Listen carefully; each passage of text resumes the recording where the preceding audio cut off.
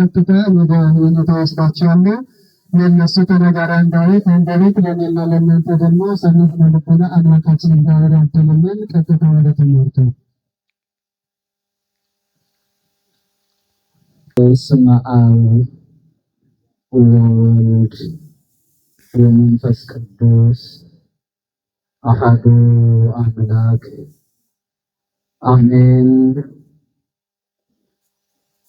ቅዱስ እግዚአብሔር ቸር ወመፍቀር የሰብ ይቅር ባይ ሰው ወዳጅ የሆነው መዓቱ የራቀ ምሕረቱ የበዛ የሕያው የእግዚአብሔር ስሙ ከሁሉም አስቀድሞ የተመሰገነ ይሁንልን።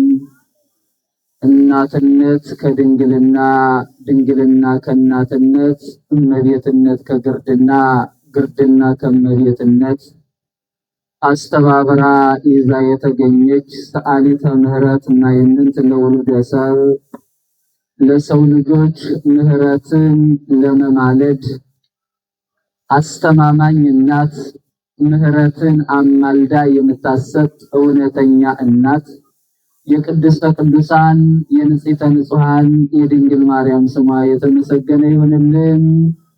ክቡር አባታችን መላከ ሳይል ቆሞስ አባ ገነት ጋሹ የገዳማችን ዋና አስተዳዳሪ፣ የተከበሩ መምህራችን መምህር ልሳነ ወርቅ የፓዊ ወረዳ ቤተ ክህነት ቁጥጥር መምሪያ ክፍል ኃላፊ፣ የተከበሩ መምህራችን መጋቢ ሐዲስ ወብሉይ ማዕበል ፈጠነ የሐዲሳት የብሉያት ባለቤት እንዲሁም የተክለ ያዕቆብ መምህር፣ ክቡር መምህራችን መምህር መሰረት የገዳማችን ታላቅ ኃያል ትጉህ ያዕቆብ መምህር፣ የተከበራችሁ የአብነት መምህራን፣ አይንተ እግዚአብሔር ካህናት፣ የእስጢፋኖስ ምሳሌ የሆናችሁ ላይካነ ምስጢር ዲያቆናት፣ ምእመናን ምእመናት፣ እንዲሁም ሕፃናት በአምላካችን በመድኃኒታችን በኢየሱስ ክርስቶስ ስም ሰላም እላችኋለሁ። እንደምን ዋላችሁ? እንደምን አመሻችሁ? እንደምን ቆያችሁ? አሜን አሜን ብለን እንደምናመሰግን የፈቀደልን የሕያው እግዚአብሔር ስሙ ዛሬም ዘወትርም የተመሰገነ ይሁንልን። አስግሩ ለነ ቆናጽለ ለያማስኑ አጸደ ወይንነ አጸደ ወይንነ ይጽጊ። ቀበሮዎችን አጥምዳችሁ ያዙልን። መኃልየ መኃልይ ዘሰሎሞን ምዕራፍ 2 ከቁጥር 15። ቀበሮዎችን በሉ እስኪ። አይሰማኝም። አጥምዳችሁ ያዙልን። አጠር ላለች ደቂቃ በዚህ ኃይለ ቃል እንነጋገራለን፣ እንማማራለን። ኃይለ ቃሉን የምናገኘው ቀደም ብዬ እንዳስታወስኳችሁ መኃልየ መኃልይ ዘሰሎሞን ምዕራፍ 2 ከቁጥር 15 ላይ የምናገኘው ኃይለ ቃል ነው። ኃይለ ቃሉን የተናገረልን 40 ዘመን ፍርድ ሳያጓድል ድሃ ሳይበድል የተቀማ እያስመለሰ የተበደለ እያስካሰ 40 ዘመን በእስራኤል ላይ የነገሰው ለመጀመሪያ ጊዜ የታቦተ ጽዮንን ማደሪያ እግዚአብሔር እንዲሰራ ቤተ መቅደስን የፈቀደለት ቤተ መቅደሱን የሰራው አልቦ እምቅድሜከ ወአልቦ እምድኅሬከ፣ ካንተ በፊት የነበሩት ያላገኙትን ጥበብ ካንተ በኋላ የሚነሱ ያላገኙትን ጥበብ እሰጥሃለሁ ተብሎ ማስተዋልን እሰጥሃለሁ ብሎ እግዚአብሔር ቃል የገባለት እግዚአብሔር የልቦናውን ሁሉ ሐሳብ የፈጸመለት ጠቢቡ ሰሎሞን ነው ይህን ኃይለ ቃል የተናገረው። ማን አልኳችሁ? ሰሎሞን በሉ እስኪ። አው ይሄ ኃይለ ቃል ብዙ ጊዜ ያሳችኋል። አንዳንዱ ሶሎሞን ይላል፣ አንዳንዱ ደግሞ ሰለሞን ይላል። ሰሎሞን ያዝ። ሰሎሞን ነው፣ ሰሎሞን ይላል አንዳንዱ። ይሄ በጣም እውነት አንድ ክርስቲያን ላይ የማይጠበቅ ነው። የአንድ ንጉሥ ስም 40 ዘመን እስራኤልን የገዛው የቤተ መቅደስን መስራች ያንድን ስም አለመያዝ ከባድ ነው። የእግዚአብሔር ቤተሰቦች ሰሎሞን ነው ይሄን ኃይለ ቃል የተናገረልን። ይህ ሰሎሞን የስሙ ትርጓሜ የሚያፋቅር አንድ የሚያደርግ የሚያገናኝ ማለት ነው። የስሙ ትርጓሜ ለምን ካላችሁኝ የዳዊት ልጅ እንደሆነ ይታወቃል። ሰሎሞን ዳዊት እግዚአብሔርን በአንድ ወራት አስቀይሞ ነበረ።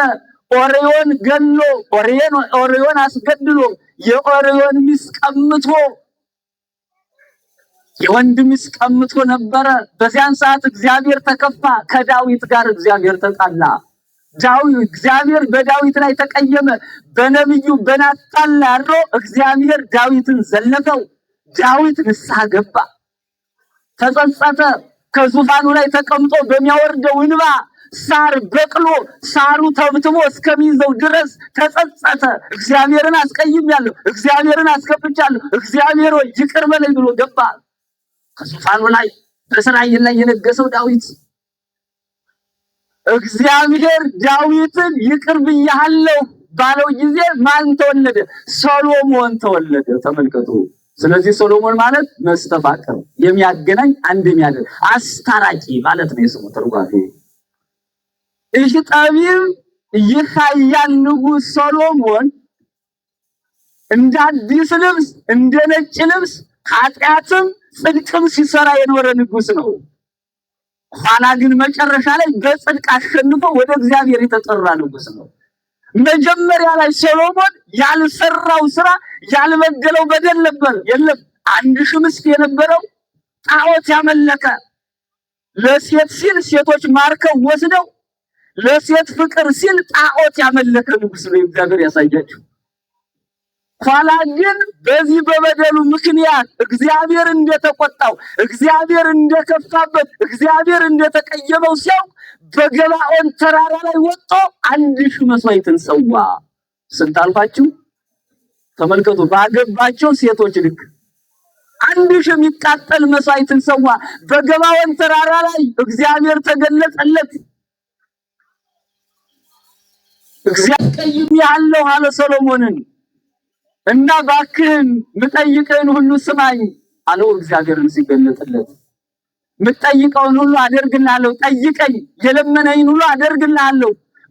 ከግራ ወደ ቀኝ በመመለስ ተደስቻለሁ፣ ከኋላ ወደፊት በመመለስ ተደስቻለሁ። በመመጸጸትህ ተጸጽተህ መስዋዕት በማቅረብ ተደስቻለሁና ያልኸኝን ሁሉ አደርግልሃለሁ፣ ጠይቀኝ አለው ሰሎሞንን እግዚአብሔር። እንደ ሁሉም ይቅርብኝ አለ ጠቢቡ ሰሎሞን። ተመልከቱ። በ12 ዓመቱ ነው በእስራኤል ላይ የነገሰ የእግዚአብሔር ቤተሰቦች። እኔ ሕፃን ነኝ፣ እኔ ለጋ ነኝ፣ ይህን ሕዝብ ማስተዳድርበት አቅም የለኝም፣ ጥበቡም የለኝም፣ እውቀት የለኝም። በአባቴ ዙፋን ላይ ተቀምጫለሁ። ያደጉ አባቴ አንተን ያመሰግን የነበረው አባቴ በተቀመጠበት ዙፋን ላይ በድፍረት ተቀምጫለሁ፣ በድፍረት ነግሻለሁና ይህን ሕዝብ የማስተዳድርበት እውቀቱን፣ ጥበቡን፣ ማስተዋሉን ስጠኝ አለ። ምን ስጠኝ አለ?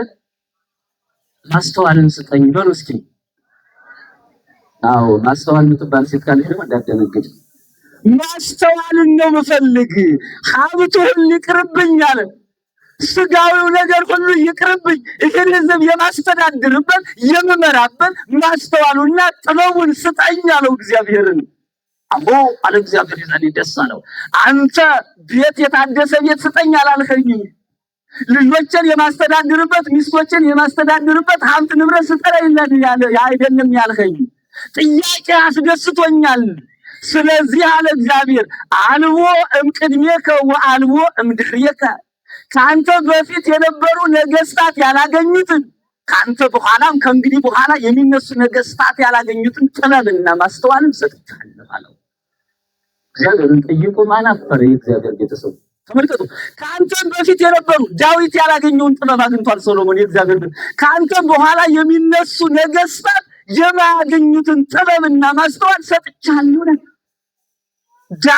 ሰሎሞን ከአባቱ በልጦ የተገኘ ንጉሥ ነው። ተመልከቱ። ዳዊት ቤተ መቅደሱን ሊሰራ ሞክሮ ነበር። ራእይም አይቶ ነበር። ሱባኤም ይዞ ነበር። ዳዊት አልተፈቀደለትም። የተፈቀደለት ታላቅ ንጉሥ ነው። ሶሎሞን ነው ቤተ መቅደስ እንዲሰራ። ከአባቱ ይበልጣል ማለት ነው። ልጅ ከአባቱ ሲበልጥ ነው። ከአባቶቻችን እያነስን አሁን ያስቸገረ አንድ ሰው ልጅ አለው የሚባለው አባትየው አንድ ሰው ልጅ አለው የሚባለው ልጁ ከአባትየው በልጦ ሲታይ። አሁን ግን የእሳት ልጅ አመድ እየሆነ ነው። እናንተ አባቶቻችን ጀግኖች ነበሩ። አባቶቻችን ለሀገራቸው ወኔ ያላቸው ነበሩ። አባቶቻችን ለሃይማኖታቸው ወኔ ያላቸው ነበሩ። እኔና እናንተ ግን ፍርቅርቆች ነን፣ ልክስክሶች ነን። እናንተ ከአባቶቻችን መብለጥ ነው እንጂ ያለብን የአባቶቻችን ያቆዩትን ቅርስ አባቶቻችን ደማቸውን ጠብ አድርገው አጥንታቸውን ከስክሰው ያቆዩትን ሀገር የማንም መፈንጠዣ ስትሆን እንዴት ዝም ይላል ወጣት? ልጅ ከአባቱ መብለጥ አለበት። ሶሎሞን ከአባቱ የበለጠ አስተዋይ ንጉስ ነበር እና ከዚህ አስተዋይነቱ የተነሳ እንኳን የሰዎች ባህሪ የአራዊት ባህሪ የአራዊት አኗኗር ሳይቀር ተገለጸለት። የማን አኗኗር አልፋችሁ? አራዊት ምን እንደሆኑ ተመልከቱ። ቀበሮችን አጥምዳችሁ ያዙልኝ። ቀበሮን ታውቁታላችሁ እንግዲህ የውሻ ምስል ያለው የዱር አውሬ የሆነ ተንኮለኛ የሆነ ነው ቀበሮ ማለት። ስለዚህ ጠቢቡ ሶሎሞን ምን ብሎ ተናገረ? ቀበሮዎችን ወይናችንን ቦታ የሚያጠፉትን ቀበሮዎችን አጥምዳችሁ ያዙልን። አጸደ ወይንነ ይጽኚ ወይናችን አለ ያብብ ያፈራ ዘንድ እኒህ ቀበሮዎችን አጥምዳችሁ ያዙልን አለ ጠቢቡ ሶሎሞን። የእግዚአብሔር ቤተሰቦች መኃልየ በሚለው ኃይለ ቃል በሚለው ድርሰቱ ላይ ነው እንግዲህ ይህን ኃይለ ቃል ያስቀመጠልን። መኃልየ ማለት ምን ማለት ነው ካላችሁ ከምስጋና የሚበልጥ ምስጋና ማለት ነው። ከምን የሚበልጥ አልፋችሁ? ሁሉ ሶሎሞን የደረሰው ድርሰት ነው። ይሁን በንግስናው ላይ ሆኖ እስራኤልን እያስተዳደረ የደረሰው የጻፈው ድርሰት ከምስጋና የሚበልጥ ምስጋና ማለት። እሺን ጸሎት ይላሉ አባቶቻችን ጦር ያልጠፋለት ሰው ወይም ምስጢሩን የማያውቅ ሰው እሺን ጸሎት መጸለይ የለበትም ይላሉ አባቶቻችን። በጣም ጥልቅ ነው፣ ሊመረመር አይችልም። መኃልየ የምትደግሙ ሰዎች አስተውሉ። ጥልቅ ምስጢር ያለው ነው። ምስጢሩ ካልገባን ጦር ካልጠፋልን ይህን ጸሎት ለመጸለይ ትንሽ ከበድ ይላል። አባቶቻችንም እንዳይጸልይ ያደረጉ ጦር ከጠፋለት ሰውና ምስጢሩ ከገባው ሰው ውጪ እና በዚህ ላይ ነው ቀበሮችን አጥምዳችሁ ያዙልን ያለ። ተመልከቱ እንግዲህ ጠቢቡ ሶሎሞን ወይናችንን የሚያደርቁትን ወይናችን ያብብ ያፈራ ዘንድ ቀበሮዎችን ያለ። ተመልከቱ አሁን ጠቢቡ ሶሎሞን ስለ ወይንና ስለ ቀበሮ አይደለም እያስተማረን ያለ። ወደ እውነተኛው ታሪክ ልመልሳችሁ። የወይን ቦታ የተባለ ልቡና በጎ ሐሳብ የሚፈልቅበት ልቡና ነው። ምን አልኳችሁ? የወይን ቦታ የተባለ ምንድነው? በጎ ሐሳብ የሚፈልቅበት የእግዚአብሔር ሕግ የሚያፈልቀው ልቡና። የሚያሳስቱትን በነቢያት የነበሩ ነቢያት ሐሰትን ካህናተ ጣዖትን አጥምዳችሁ ያዙልን ማለት ነው። ሲገለጽ ምን ማለት ነው? ክፉዎችን ሰዎች አጥምዳችሁ ምን በሉልን ያዙልን ማለት ነው። ተመልከቱ በዘመን በሕግ በኦሪት የነበሩ ነቢያት ሐሰት በነቢያት ነን የሚሉ ነብይ ሳይሆኑ ነብይ ነን የሚሉ ነቢያትን የሚያሳብሉ በነቢያት ላይ የሚያብሉ በነቢያት ላይ የሚያብሉ ካህናተ ጣዖትን ማለት ለጣዖት የሚያገለግሉ ካህናትን ልቦናችንን የሚዘርፉ ካህናትን እነሱን ለእግዚአብሔር ትተው ለጣዖት የተገዙትን ካህናትን እነሱን አውግዛችሁ ያዙልን። አጸደ ወይንነ ይጽኚ ልቡናችን መልካሙን ሐሳብ ይዞ ይኖር ዘንድ መልካሙን ሕግ የእግዚአብሔርን ሕግ ይዞ ይኖር ዘንድ እነዚህን አጥምዳችሁ ያዙልናል። ስለምንድን ነው እነዚህን ሰዎች ክፉ ሰዎችን ለምን በቀበሮ መሰላቸው ካላችሁኝ፣ የቀበሮ 4 ባህሪ አለው። ስንት ባህሪ ያለው አልኋችሁ? 4 ባህሪያት አሉት ለቀበሮ። ዋና ዋናዎችን መዝጀ ነው እንጂ ብዙ ባህሪ ይኖረዋል። አንደኛ የቀበሮ ባህሪው ምንድነው ካላችሁኝ፣ ቀበሮ በትንፋሹ አታክልትን ያደርቃል። ምንን ያደርቃል? ተመልከቱ። እሪያ የኮሳበት ቀበሮ የተነፈሰበት እህልም ሆነ ትክል ይደርቃል ይላሉ አባቶቻችን። የእንስሳት ተመራማሪዎች ተመልከቱ። እሪያ ማለት ከርከሮ። ይህ ቀበሮ ከወይን ቦታ ገብቶ ከአትክልቱ ቦታ ገብቶ ከተነፈሰ አትክልቱ ይደርቃል። ያብብ የነበረው ይለመልም የነበረው ይደርቃል። ያብብ የነበረው ይደርቃል። ያፈራ የነበረው ይደርቃል። እንደዚህም ሁሉ አለ እንደዚህም ሁሉ ከቀበሮ የባሱ ከበጎ የወጡ ከመልካም አመለካከት የወጡ ሰዎችን በትንፋሻቸው በጎ ነገርን እንዳይዙ የሚያደርጉ እኒያ ቀበሮች ወይኑን እንዲያፈራ እንዳደረጉት እኒህ ክፉ ሰዎችም ሰዎች በበጎ ምግባር እንዳይኖሩ መልካም ፍሬ እንዳያፈሩ የሚያደርጉ እኒህን ግብፅ ሐሳውያንን አጥምዳችሁ ያዙልን ይላል ጠቢቡ ሰሎሞን። ተመልከቱ።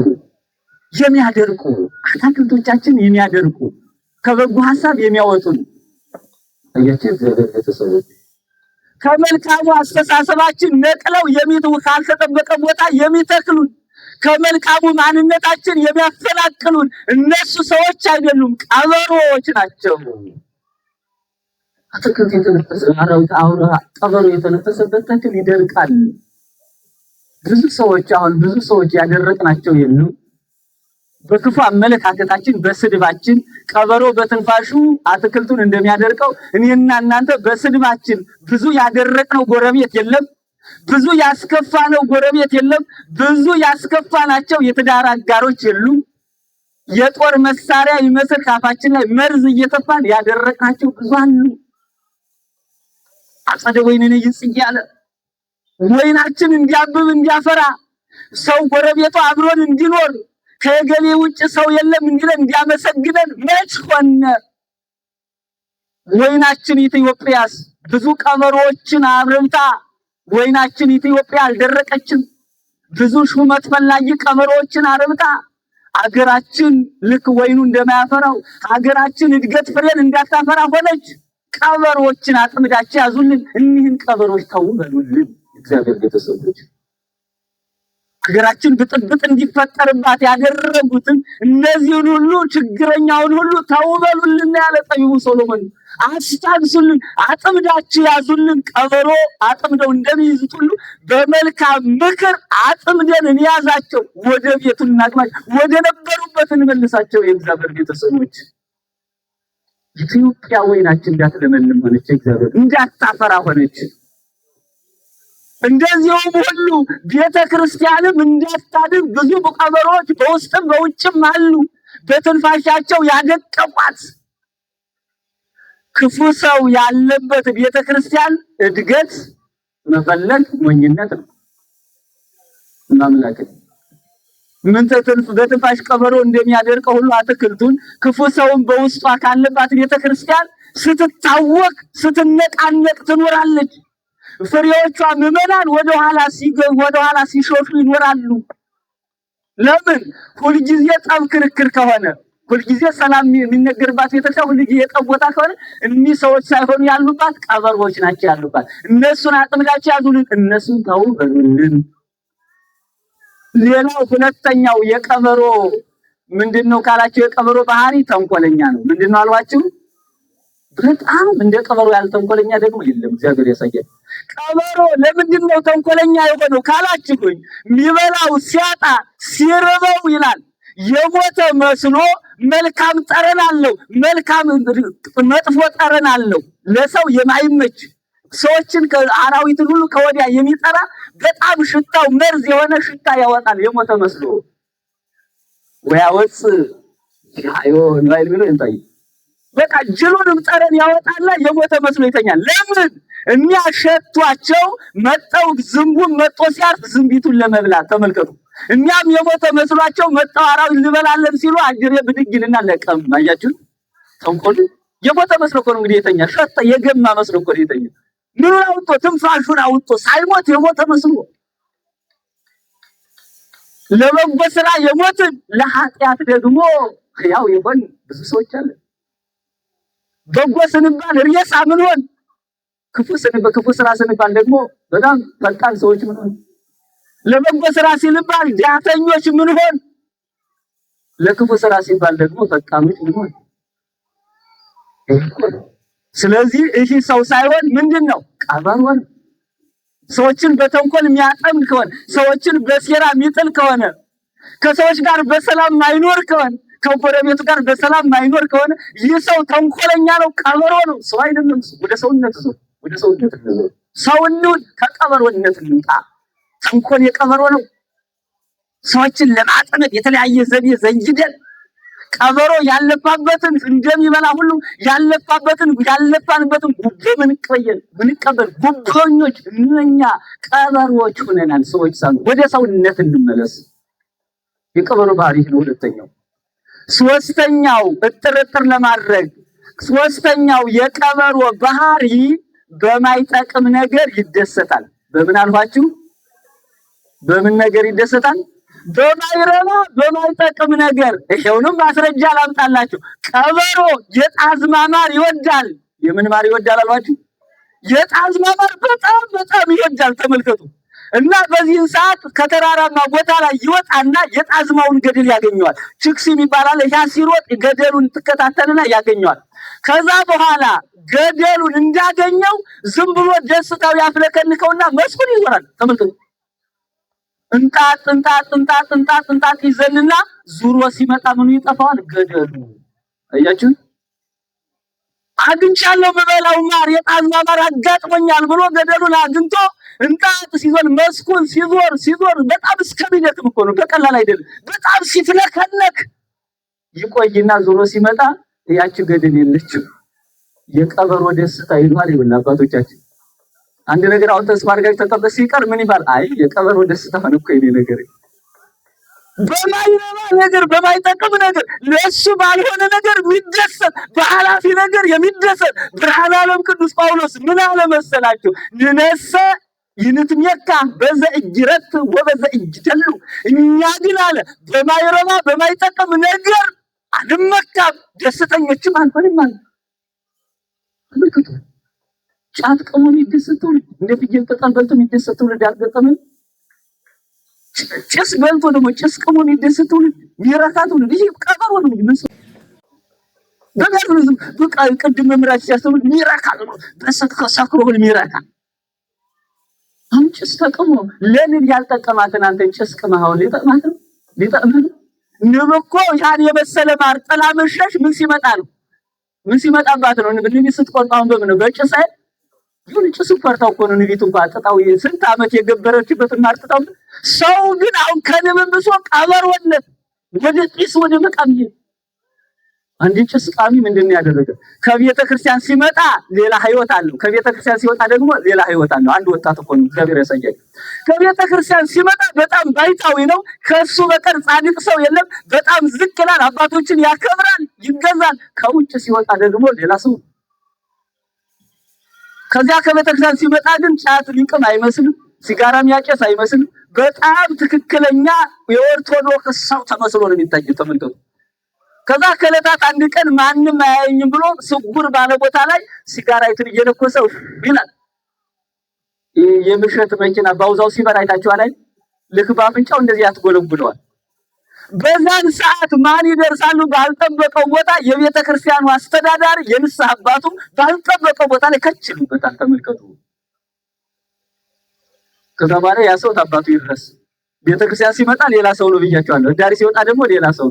ከዛ በኋላ ሰውየው ፈራና እግዚአብሔርን ሳይፈራ ለሰውየው ሲል እንግዲህ እንዳይጥለው ሰውየው ደርሰውበታል። ያለው አማራጭ ወደ ኮቱ እስኪ ከነሳቱ ተመልከቱ። ከተት እንዳለ ከነሳቱ ከተተው። እኛ አባት ከወዲያ ላይ ስላዩ ዝም ብለው ጠጋሉና እጁን ለቀም ሰላም ነህ ልጅ እንዴት አለልኝ ለቀም ይዘው አሁንም ያወሩታል። እሱ ለመላቀቅ ይፈልጋል። ደህና ነኝ እግዚአብሔር ይመስገን በእርሱ ጸሎት አለው እና ለቀም ይዘው ቁጭ። ተመልከት። ሴራ በሰው ዘንድ እንዲህ ሆኖ ሲገለጥ በእግዚአብሔር ዘንድ ማለት ያቺ ሰዓት እየሞከች ኮቱን ዘልቃ ብቅ ወደ ላይ። ተመልከቱ። ኪሱን ጨርሳ ወደ የት ወጣች? ወደ ላይ ወደ የንስሐ አባት ወዳሉበት ወጣች። ቀበሮ ነው ሰው ነው የእግዚአብሔር ቤተሰብ። ኃጢአትም እንዲህ ነው ይገለጣል። ውሸትና ኃጢአት ነገ መፈንዳቱ አይቀርም። በዚህ ብትወጥተው በዚህ ብትዘጋው ይፈነዳል። እንደምናክ ዋሽተህ እንደዚህ ይኖራል ምናምን ለጊዜው ታጨው ኋላ ግን ይፈነዳል። በሻን ብትዘጋ ባከይ ግን እንዳትናገርብኝ ብትል አንዲቱ ምትላት ይፈነዳል ነው ብለህ ለምጽ የወጣበት ኦዚያን ነው አይደል? ኦዚያን ለምጽ ወጣበትና በሻሽ ቢሸፍነው በሻሹ ላይ ብቅ ለምጽ ማምላክን ኃጢአት ሰርቶ እኮ ነው። ዝም ብሎ በካህናት ስራ ገባና እኔም እኮ ከካህናት ወገን ነኝ አለና ቤተ መቅደስ ጥልቅ ከዛ ለምጽ ወጣበት። እዚያ ለምጽ ያለው ደግሞ ርኩስ ትላለች ቆሪ። ለምጽ ያለው እንኳን ሊነግስ ሰው ጋር አይኖርም። መመራችን እንዳስተማሩን በጠዋት እዚያ በሻሽ ሲያሸው ነው ሲያሽገው በሻሹ ላይ ወጣ። ኃጢአትም እንዲያለው አድበስብሰን በነጠላ በቢጃማ በተለያየ ነገር በኮፍያ በሱሪ ምናምን አፍነን እናስቀርብ አይደለም ማለት ማን ሲመጣ እግዚአብሔር ሲመጣ ካህኑ ሲመጡ እንደጨነቀው ከዛ በኋላ ያቺ ፂስ ሱሪውን በልታ ወደ ላይ ብቅ ስትል ደህና ነኝ ሲል የነበረው ሰውዬ አንተ ደህና ነኝ ትላለህ እንዴት አሉት። ምን ደህና ነህ ደግሞ ጉድህን ደብቀህ ደህና ነኝ ትላለህ? ደህናዎች አይደለም የእግዚአብሔር ቤተሰቦች። አሁን ሲያዩ ለሰው መስለናል፣ ደህናዎች አይደለም። አሁን ስንታይ ባይታዊ እንመስላለን። ከራሴ ጀምሮ ደህና ባይታዊዎች አይደለም። ገና ነን። እንትኑ አልገባንም፣ ሽተቱ ኑሩ አልገባንም። ከሰው ጋር የመኖሩ ባህሪ ጎሳ ቀለም ከላይ ተቀምጠው የነጣጠሉ ነጠላ ሰረዝ የሆኑበት ብዙ ሰዎች አሉ። ነጠላ ሰረዝ አሁን ለምሳሌ ቤተ መቅደስ ነጠላ ሰረዝ፣ ቅድስ ነጠላ ሰረዝ ይነበባል። አሁን ነጠላ ሰረዝ አይነበብም። ቅድስ መቅደስ የማይነት ብለው ነው አይልምታል። ልክ እንደ ነጠላ ሰረዝ በመሃል ገብተው የማይነበቡ የለያዩ ብዙ ሰዎች እነሱ ቀመሮች ናቸው። በእነሱ ንቃባቸው ስለተከተላችሁ እነሱን አጥምዳቸው ያዙልን። ከዛ በኋላ አንተ ደህና ነኝ ትላለህ አሉት። ጉድህን ሸሽገህ ደህና ነኝ ትላለህ። መጀመሪያ እኮ አሉት የሚያባት እግዚአብሔር ሲጋራ ሰው እንዲያጨስ ቢፈቅድ ኑሮ አዳምን ሲፈጥረው ልክ እንደ ዘመናዊ ማንደጃ ማበሳሰያ እንደ ዘመናዊ ምጣድ ማገዶ ቆጣቢ ምድጃ በጎን የጢስ መውጫ ይሰራለት ነበር። አያችሁ አዳምን ሲፈጥረው ሲጋራ መጨስ ቢፈቅድ ኑሮ እግዚአብሔር የጭስ መውጫ ይፈቅድለት ነበር፣ ያው ይሰራለት ነበር። ስለዚህ አንተ ተሳስተሃል፣ አንተ ቀበሮ ነህ፣ ከቀበሮነት ተመለስ ብለው ጥለውታል የሚያባል እና ስለዚህ በሚያልፍ ደስታ አንርካ። በሚያልፍ ደስታ ሚረካ ከሆነ ይህ ሰው አይደለም።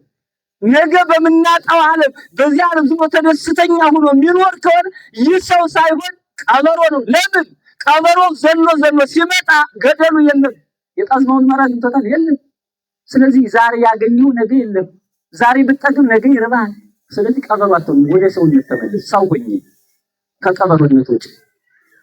ስለዚህ በማይረማ በማይጠቅም የሚደሰት ከሆነ እሱ ምንድነው አልኋችሁ? ቀበሮ። ይህ ሶስተኛው ባህሪው ነው። አራተኛው ባህሪ የቀበሮ ምንድነው ካላችሁኝ፣ ሰው በሰራው ቤት መኖር ነው የቀበሮ ባህሪ። ማን አልኋችሁ? ሰው በሰራው ቤት ተመልከቱ። ሳይለፋ ሳይወዛ ሳይጥር ሳይግር ከፋሮ ገደል ፋሮ ጭሮ ፋሮን ታውቁታላችሁ መቼም። ጭሮ ካበቃው ገደል ላይ ትገባና ፋሮ አደናኖት የሄደበትን ቦታ ፋሮ በሌለበት ሰዓት ማን ሄዳ ጥልቅ ትላለች? ቀበሮ። ተመልከቷት። ጥልቅ ትልና ፋሮ ምግቡን ሲበላ ውሎ የሰራሁት ቤት አለኝ ብሎ ሲመጣ ሰንትን ቀበሮ ከውስጥ ሆነና እንዳይገባ ምን ትላለች? መጥፎ ሽታዋን ለቃ ትተውበታለች። ተመልከቱ። ሻቤት የማን ነው? ሻቤት የማን ነው?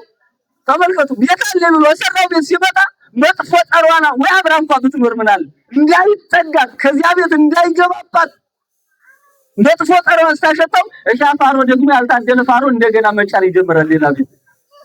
ሰዎች ባልሰራነው ነገር ምንኖር ከሆነ በሰዎች ተጠግተን ሰዎች ባደላደሉት ገብተን ምናወካ ከሆነ ምንቀልል ከሆነ ሰዎች አይደለም ቀበሮዎች ነን። ስለዚህ ነው ቀበሮችን አጥምዳቸው ያዙልን ያለ ሶሎሞን። ሰው በሰራው ቤት ብለህ ነው እንጂ ሳይነፍ ሚስት ሲጣጭል ሀብት የላትም ምን ያያት ምትጎር አንቺም አንድ መቶ ሲጠይቃት ሀብት አለ ምን አለ ጌታ አለ ንብረት አለ። ቀበሮ ሆነሽ እኮ ራስሽ አሰሪ እንደ ፋሮ ጭራሽ እንደ ቀበሮ እኮ እዚያ ፋሮ ገብቶ እንደሚኖረው እዚያ ገብተሽ ዘና ብለሽ ትኖሪ ባልሰራሽው። እባክሽ አንተም እንደዚሁስ ዝም ዘነት ምን አላት? አባቶ ባለ ሀብት ነው፣ መኪና አለው። ሰው ከሰራው ቀበሮ ነው ማለት ነው፣ ሰው አይደለም። ሰው በሰራው ቤት መኖር ሳይለፉ መጽደቅ ይህ ቀበሮነት ነው። እንደዚህ ሰማለን። ምን አለ መሰላችሁ? አባ ጊዮርጊስ ዘጋስጫ በዚህ በመጽሐፈ ምስጢር ምዕራፍ 30 ከቁጥር 18 ላይ ለማሐፀምካ ለመሬተ ምድር በማይ ትወስክ ጽውረ በዲበ ጽውር ወይትክል አንጽሖታ መሬትን አለ በውሃ ብታጥባት ጭቃ እየሆነች ትሄዳለች እንጂ መሬትን ማጽዳት አትችልም። እንደገና ጭቃ ነው አለ የምትሆንበት። ከማሁ ለመገሰጽኮ ለአብድ በቃለ ጥበብ ይወስክ በደ ዲበ እበዲሁ ወይትክል አጥብቦቶ እንደዚህም ሰው አለ እንደዚህም ሁሉ የዘመኑን ወጣት ብትመክረው ብታስተምረው በቃለ ጥበብ ባነጋገር ጥበብ ብትመክረው ይወስክ በደ ዲበ እበዲሁ በስንፍናው ላይ ስንፍናን ይጨምራል አለ በጊዮርጊስ ዘጋስጫ ወይትክል አጥብቦቶ ብልህ አዋቂም ልታደርገው አችልም። ዘመኑ ወጣት እንግዲህ የሆነብን የእግዚአብሔር ቤተሰቦች ተመክሮ ማይሰማ አባቶቻችን እኮ ታምረ ማርያም በግዕዝ ሰምተው ነው ያቆዩት ሀገራችን። ይጨቃጨቁ ነበር፣ ይነጣረቁ ነበር፣ ያውም በአማርኛ ሳይነበብላቸው። ቄሱም የዛኔ በግዕዝ ነው፣ እንዳሁኑ አማርኛ ይደፍሩም ነበር። የዛኔ ነበሩ ካህናት ዝም ብሎ በግዕዝ የጣን ወጅም ሰሎ ምናምን ይለና ዘባላ ሳሳሩ ይሰጣል። የዛኔ ሰላም ነበር። አሁን ግን በየቦታው ወንጌል ይፈሳል። በየቴሌቪዥን መስኮቱ ወንጌል ይፈሳል። መች ተመለስን? መሬት ታጥባ እንደማጠራ እኔና እናንተም እንደዚህ ሆነናል። ሰው በሰራው መኑ አገራችንን ተመልከቱ። ያቀኗትን ጀግኖች ቅድም ብያቸዋለሁ። አጥንታቸውን ከስክሰው ያቆዩትን አገር ቀበሮ ተመልከቱ። ባልሰራት ባልኖረባት ምንም ባልዋለባት እንዲህ አድርጎ የሚበጠብጡናል እነሱ ቀበሮዎች ናቸው። ቤተሰቦች ከቀበሮነት ወደ ሰውነት እንድንመለስ የሱ መልካም ፈቃድ ይሁንልን። ቀበሮዎችን አጥምዳችሁ ያዙልን።